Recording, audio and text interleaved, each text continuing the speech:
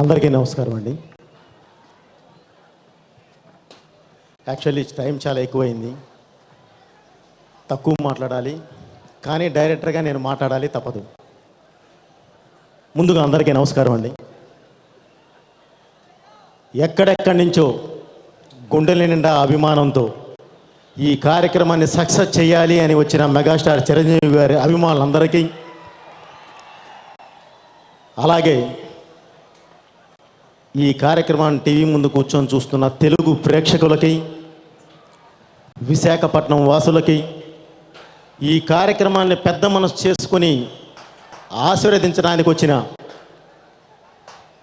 రాజకీయ ప్రముఖులకి, సినిమా ప్రముఖులందరికీ, అలాగే విశిష్ట అతిథి, ఈ కార్యక్రమమే కాదు ఏ కార్యక్రమానికి వెళ్ళినా సరే పెద్ద మనసుతో ఆశీర్వదించే చిరంజీవి గారికి అందరికీ నా కృతజ్ఞత తెలియజేస్తూ, ముందుగా ఈ ఆడియో ముందు ఆల్రెడీ మీ ముందుకు వచ్చేసిందండి. పెద్ద సక్సెస్, అది అందరూ అంగీకరించిన విషయమే. ఈ ఆడియో ఇంత పెద్ద సక్సెస్ అవడానికి కారణం మెయిన్ మా మ్యూజిక్ డైరెక్టర్ తమన్ గారు. సో అతనికి నా కృతజ్ఞత తెలియజేస్తూ, అలాగే ఈ సినిమాకి మంచి ఆర్ఆర్ కూడా ఇచ్చారండి ఆయన. ఎందుకంటే ఫస్ట్ హాఫ్ నేను ఆల్రెడీ చూశాను, సెకండ్ హాఫ్ మిక్సింగ్లో ఉన్నాం. సో తను ఏమి ఇచ్చాడు అనేది తెలుసు, రేపు మీరు స్క్రీన్ మీద చూస్తారు ఆ విషయం.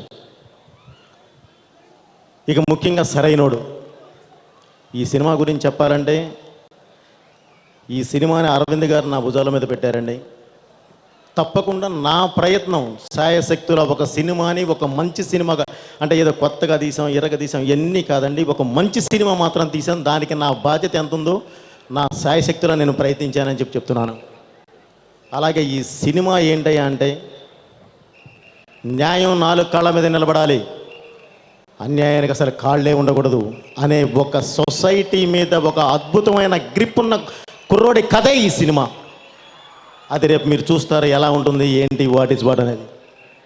దానికి నాకు అన్ని విధాలా సహకరించిన మెయిన్ నా 2 కళ్ళలాంటి నా కెమెరామెన్, అలాగే నాతో పాటు ఎప్పుడూ ట్రావెల్ చేస్తూ నాతో ఉండే నా బ్రెయిన్ను పంచుకునే రైటర్ రత్నం గారు, అలాగే నాకు సహకరించిన గోపీమోహన్ అండ్ రాజసింహ, అలాగే నా టీం మొత్తం A to Z, అంటే నా art director Rajeevan and Suresh, మిగతా నా ప్రొడక్షన్ టీం మొత్తం ఇందాక అరవింద్ గారు పరిచయం చేశారండి. ఆ టీం కానీ, అలాగే నా లైట్ ఆఫీసర్స్ దగ్గర నుంచి మమ్మల్ని సేఫ్గా తీసుకెళ్లే డ్రైవర్స్ వరకు అందరికీ నా కృతజ్ఞత తెలియజేస్తున్నానండి. ఇక ముఖ్యంగా గీతా ఆర్ట్స్,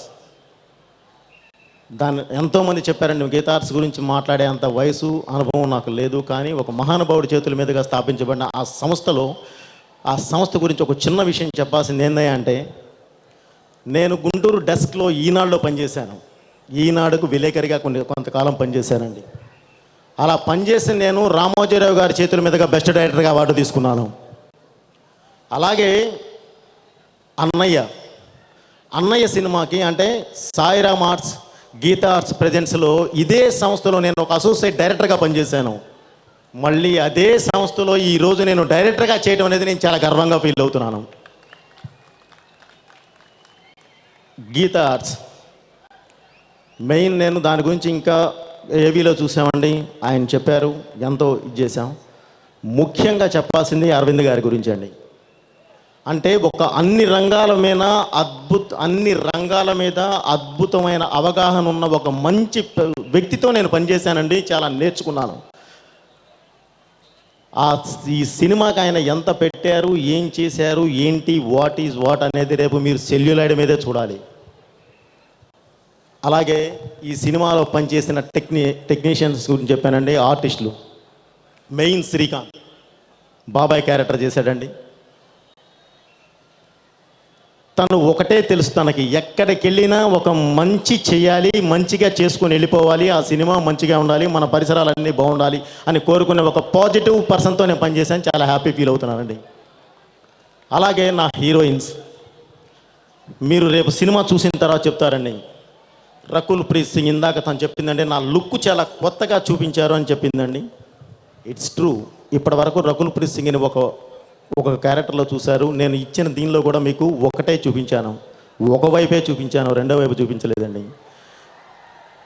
తనని రేపు మీరు చూసిన తర్వాత చెప్తారంటే ఒక అమ్మాయి, ఈ అమ్మాయి మా ఇంట్లో అమ్మాయి అని ఫీల్ అయ్యేలా ఉంటుంది. అలాగే క్యాథరిన్ కూడా ఒక మంచి క్యారెక్టర్, అంటే ఎమ్మెల్యే క్యారెక్టర్ చేసింది, రివీల్ అయిపోయింది, చెప్పడంలో తప్పులేదు. ఆ క్యారెక్టర్ ఆ అమ్మాయి తప్ప ఇంకా ఎవరు యాప్ట్ కాదు లా ఉంటుందండి. అలాగే బ్లాక్ బస్టర్ నాకు ఇష్టమైన ఆర్టిస్ట్ అండి, మన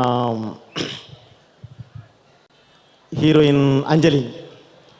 బట్ నాకు ఆ అమ్మాయితో పని చేయడానికి సరైన అవకాశం ఎక్కడ రాలేదు. ఇందులో మాత్రం ఒక మంచి సిచ్యువేషనల్ వైజ్ వచ్చే ఒక సాంగ్ ఆ అమ్మాయి స్పెషల్ సాంగ్కి ఆ అమ్మాయి చేయాల్సిన అవసరం వచ్చింది, ఆ అమ్మాయి చేసిందండి. వీళ్ళందరూ చాలా చాలా చాలా మంచి వ్యక్తులు, చాలా వాళ్ళతో పనిచేయడం అనేది నాకు చాలా happy. At the same time ఒక హీరోని కరెక్ట్గా మనం ప్రొజెక్ట్ చేయాలి, ఆ హీరోని కరెక్ట్గా అతను బలం తెలియాలంటే బాల్ గాల్లోకి సిరితే ఏముండదండి, బలమైన బాల్ ఉండాలి, క్వాట్టే బౌన్సాయి వస్తుంది. అది కావాలి అంటే ఎదురు పర్ఫెక్ట్గా నిలబడగలిగే ఒక డి అంటే డి అనగలిగే ఒక విలన్ ఉండాలి. విలన్ ఆర్ ఏదైనా అనండి. అది ఆ ప్రాసెస్లో వెతికే ప్రాసెస్లో ముందు అనుకున్న తర్వాత ఆది పినిశెట్టి గారి గురించి రావడం జరిగిందండి. అరవింద్ గారి దగ్గరికి వెళ్ళి, సార్ ఇది ఆది పినిశెట్టి చేస్తే బాగుంటుందండి.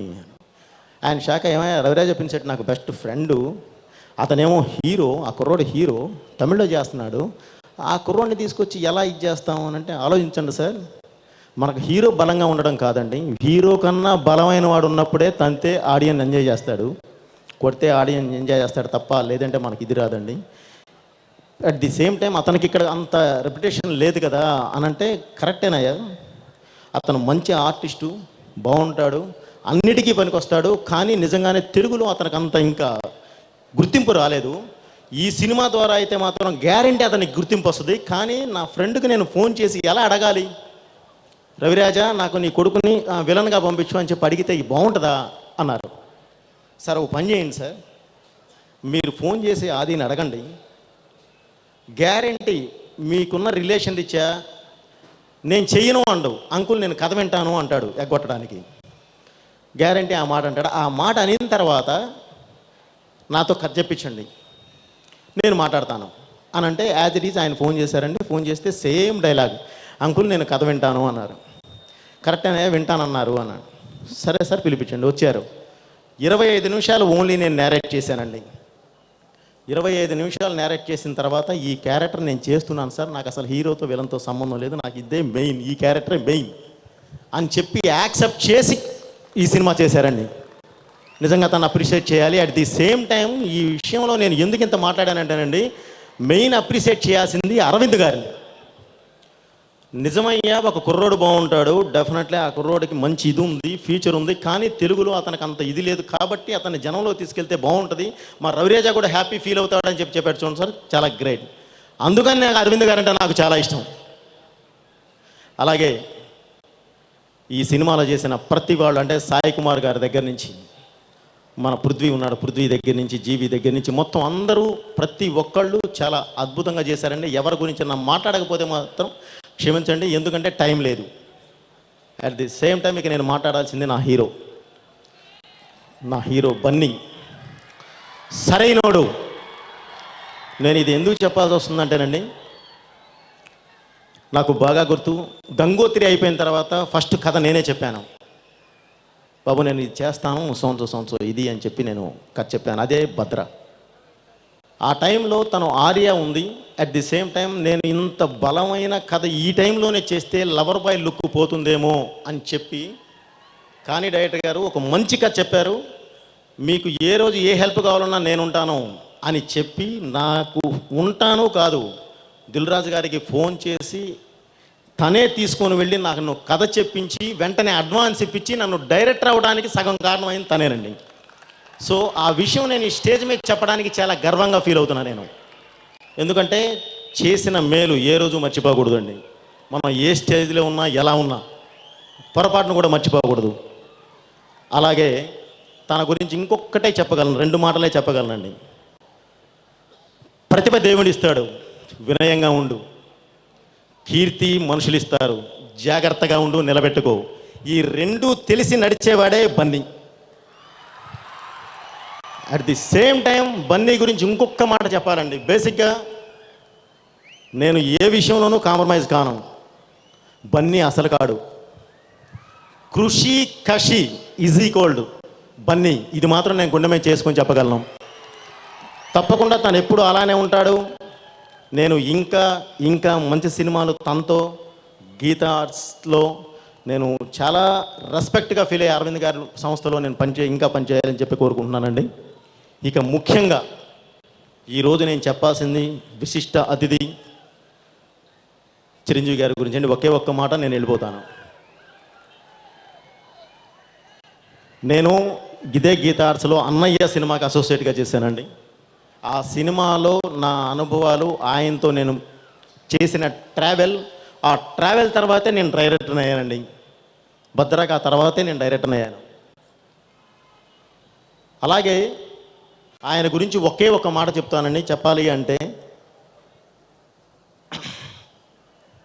ఒక చిన్న చినుకులా స్టార్ట్ అయిన ఆయన సినీ ప్రస్థానం, ఒక చిన్న చినుకులా స్టార్ట్ అయిన సినీ ప్రస్థానం ఈరోజు విశాఖపట్నంలో గంభీరంగా కనిపిస్తున్న ఈ సముద్రం అంతా ఎదిగిందండి. సో ఆయన నుంచి మనం ఇది నేనేదో కొటేషన్ చెప్పట్లేదు, స్ఫూర్తి. బన్నీ కావచ్చు, శిరీష్ కావచ్చు, ఆది కావచ్చు, నేను కావచ్చు, లేదంటే ఎదిగే ప్రతి ఒక్కళ్ళు ఎవరైనా సరే ఆ స్ఫూర్తిని తీసుకొని ముందుకు నడవాలని కోరుకుంటున్నాను. అలాంటి మంచి వ్యక్తితో నేను సినిమా పనిచేసి ఉండడం, ఆయనతో కలిసి నడిచి ఉండడం, ఇది ఎంతో నేను చాలా గర్వంగా హ్యాపీగా ఫీల్ అవుతున్నానండి.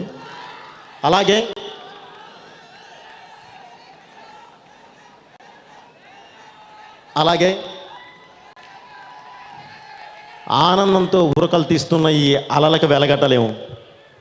అలాగే అభిమానంతో ఉర్రతలుగుతూ మమ్మల్ని ముందుకు నెడుతున్న మీ అభిమానానికి వెలగట్టలేము. ఒక మంచి సినిమా తీసి మీ ముందుకు తీసుకొచ్చి తప్ప. సో ఇప్పుడు చెప్తున్నానండి ఆ సరైనోడు గురించి ఒక్క మాట మీ అభిమానులకి మొత్తానికి ఒక్కటి మాత్రం చెప్పగలను. గుండె మీద చేసుకొని ఈ సినిమా చూడండి. Thank you. మీ బోయపాటి.